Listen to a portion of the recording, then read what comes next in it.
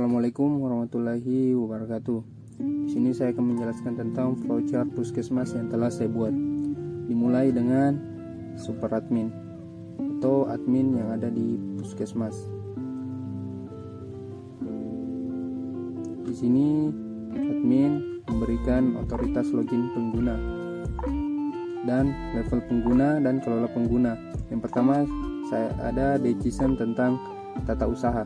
Jika dia petugas tata usaha akan melakukan login ke data kepegawaian dengan konektor simbol A, dan yang kedua yaitu data rawat jalan dengan konektor simbol B, dan yang ketiga yaitu data kamar inap dengan konektor simbol C, dan yang terakhir data penunjang medis dengan konektor simbol D. Yang kedua ada decision tentang rekam medis. Di rekam medis itu melakukan login dan ada data diagnosa dengan konektor simbol E, data tindakan, dan dengan konektor simbol F. Di data diagnosa dan data tindakan akan nanti dibuat laporan penyakit rawat jalan dan rawat inap dengan konektor simbol H, dan yang terakhir yaitu data pasien dengan konektor simbol G. Yang ketiga ada decision ke filing. Di sini melakukan login dan ada input nomor RM dan akan melakukan berkas rekam medis pasien. Ini ada flow direction ke rawat jalan dan rawat inap dengan flow direction warna merah atau garis warna merah ke berkas rekam medis pasien, rawat jalan, dan rawat inap. Yang ketiga atau yang selanjutnya yaitu yang keempat yaitu TPP. Di TPP melakukan login dan akan ada decision tentang ada nomor RM atau tidak. Jika tidak, pasien akan melakukan input data pasien dan akan tersambung ke data pasien dengan konektor simbol G yang ada di rekam medis. Selanjutnya yaitu melakukan input pendaftaran. Jika pasien ada nomor RM, itu akan melakukan input pendaftaran langsung dan akan tersambung ke decision apakah pasien tersebut akan melakukan rawat jalan atau IGD dan rawat inap.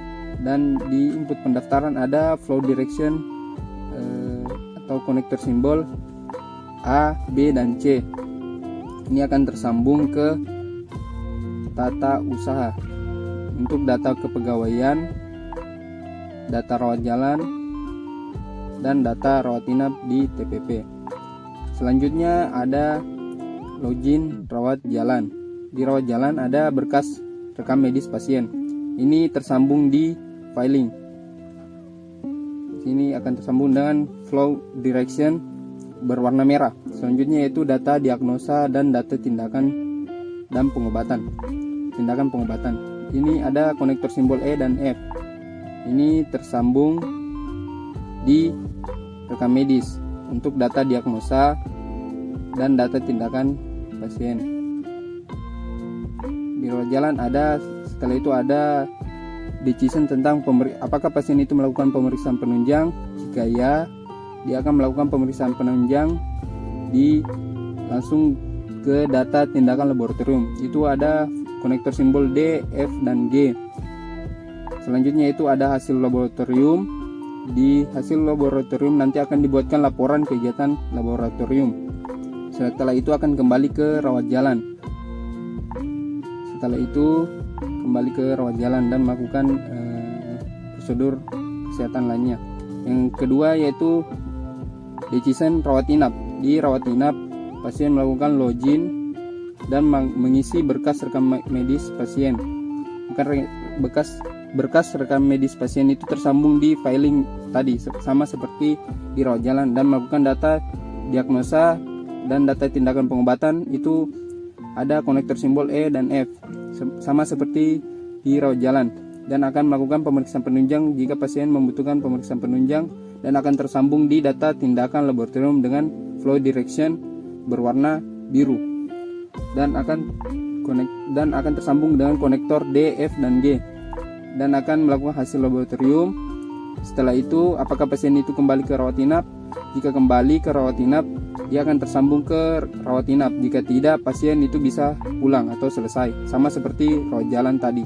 Jika pasien melakukan rawat jalan kembali, dia akan tersambung ke rawat jalan, dan jika tidak, dia akan selesai.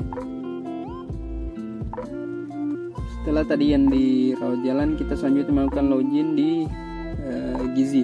Di login di gizi, di superadminnya ada decision gizi.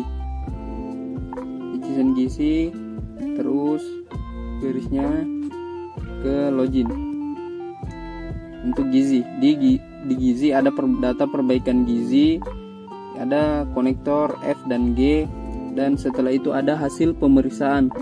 Di hasil pemeriksaan akan nantinya membuat laporan kegiatan gizi dengan konektor simbol I, dan akan ada decision resep.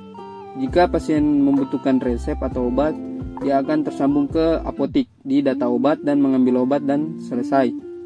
Jika tidak, pasien bisa melakukan rujuk ke fasilitas kesehatan lainnya. Jika iya, dia akan ke bawah selesai, dan jika tidak, pasien juga selesai. Setelah itu ada penunjang medis. Di penunjang medis ada login, sama seperti di gizi tadi ada decision di superadminnya untuk penunjang medis, pemeriksaan penunjang. Setelah itu naik ke atas, ada penunjang untuk login, data tindakan laboratorium. Di sini ada 3 konektor, yaitu D, F, dan G. Di sini ada selanjutnya ada hasil laboratorium. Di hasil laboratorium itu membuat laporan kegiatan lab dengan konektor simbol J, dan setelah itu pasien bisa kembali ke rawat jalan jika pasien tadi dari rawat jalan. Jika tidak, pasien rawat inap kembali ke rawat inap jika membutuhkan perawatan kembali, dan jika tidak, pasien bisa selesai. Setelah itu apotik. Di apotik ada decision di superadminnya untuk apotik. Kita terus ke atas, ada login. Di login apotik ada data obat, itu tersambung di rawat jalan, rawat inap, dan gizi. Dan setelah itu pasien bisa mengambil obat dan selesai. Dan yang terakhir ada untuk kepala puskesmas, itu ada decision juga di superadminnya untuk kepala puskesmas. Di kepala puskesmas itu bisa menerima laporan dari konektor A, H, I, dan J. Di konektor A ada data kepegawaian. Di konektor H ada laporan penyakit RJ dan RI atau rawat jalan dan rawat inap. Setelah itu ada konektor I. Di konektor I membuat laporan kegiatan gizi, dan yang terakhir ada konektor J. Itu di konektor J itu membuat laporan kegiatan lab. Sekian dari penjelasan flowchart saya. Kurang dan lebihnya mohon dimaafkan. Assalamualaikum warahmatullahi wabarakatuh.